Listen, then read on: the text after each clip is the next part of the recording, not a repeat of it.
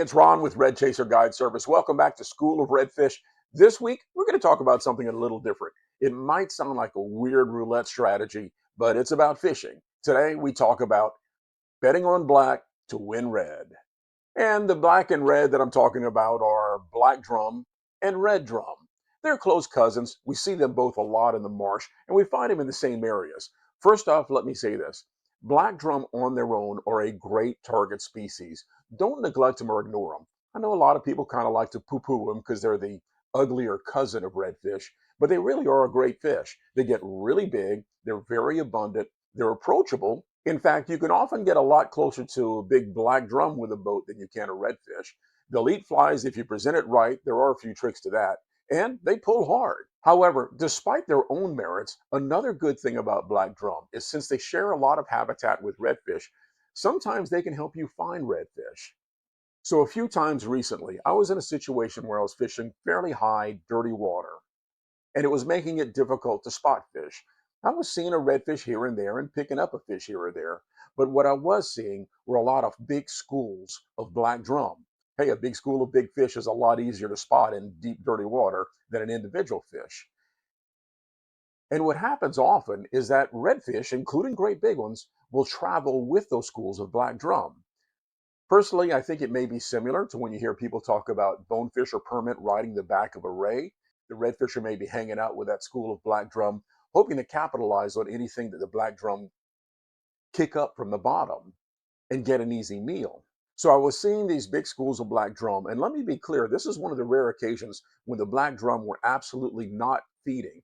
One of the big differences between targeting black drum and redfish is that redfish are opportunistic, and even if a redfish is just cruising from point A to point B, if you get a fly right in front of them, they'll usually eat it because, well, they're greedy.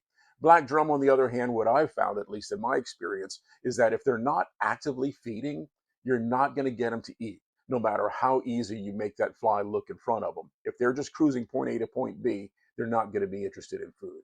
So anyway, I was seeing these schools of black drum milling around. They were not feeding. I tried to feed a bunch of them, made great presentations. It wasn't happening. But then I started throwing my fly right into the middle of the school of black drum, and I started catching big redfish because there were redfish hanging out more toward the rear of the school of black drum, which is why I think they were there to capitalize on anything that got kicked up by all these big fish moving through the water.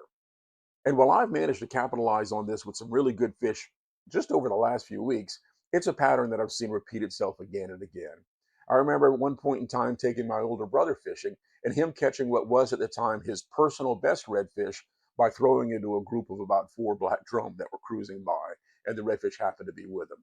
The other upshot with it is that when you cast into a school of black drum, even if the black drum are feeding, if there's a redfish there, the redfish will probably get to your fly before the black drum simply because they are more aggressive feeders and move quicker than the black drum do. So there's a little tip for you. Next time you're on a flat, if you're not finding a lot of redfish, but you see plenty of black drum around, make a cast in the middle of that school of black drum, or even a small grouping of two or three fish. You may be surprised and pull out a redfish. Anyway, that's a short, sweet, simple tip for you for this week on School of Redfish. Join me back here next Monday. And if you like what you're learning or seeing on this channel, please like and subscribe, drop a comment. Honestly, that's going to help me out a lot. See ya.